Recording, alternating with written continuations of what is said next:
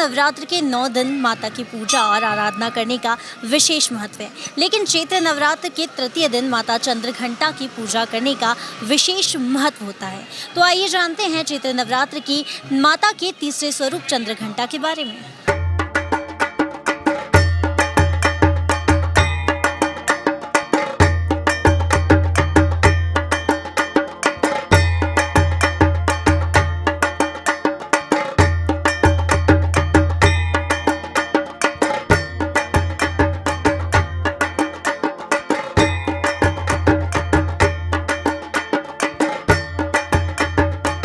इस दिन इन्हीं के विग्रह का पूजन किया जाता है। इस दिन साधक का मन मणिपुर चक्र में प्रविष्ट होता है। नवरात्रि में तीसरे दिन इस देवी की पूजा का महत्व है।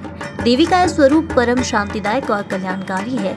इसलिए कहा जाता है कि हमें निरंतर उनके पवित्र विग्रह को ध्यान में रखकर साधना करना चाहिए। उनका ध्यान हमारे इहलोक और परलोक दोनों के लिए कल्याणकारी और सद्बुद्धि देने वाला है। इस स्वरूप में माता के शीर्ष पर अर्धचंद्र सुशोभित है, इसीलिए माँ को चंद्रघंटा भी कहा गया है।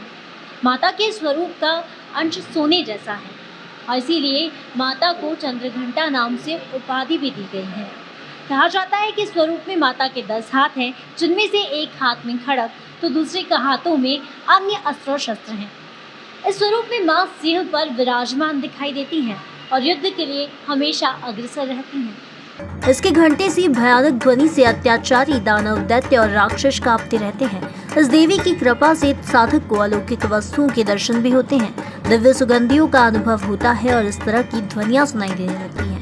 इन क्षणों में साधक को बहुत ही सावधान रहना चाहिए।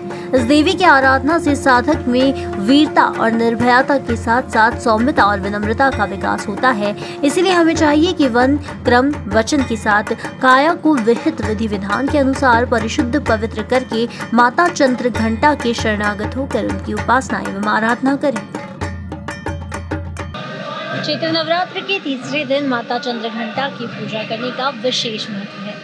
कहा जाता है कि अगर हम माता की सच्चे मन से आराधना करते हैं, भक्त जब सच्चे मन से माता की पूजा करते हैं तो माता उनकी सभी मनोकामनाएं जरूर पूरी करती हैं। कैमरामैन गोल्डी गुजर के साथ मैं भावना जोशी, खबर मध्य प्रदेश के लिए।